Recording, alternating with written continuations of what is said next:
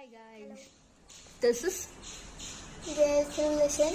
അപ്പോൾ നമ്മുടെ ചാനൽ ആദ്യമായിട്ടായിരിക്കും നിങ്ങളെല്ലാവരും കാണുന്നത്. ഞങ്ങളിത് ഫസ്റ്റ് വീഡിയോ ആണ് നമ്മളിത് ഇടുന്നത്.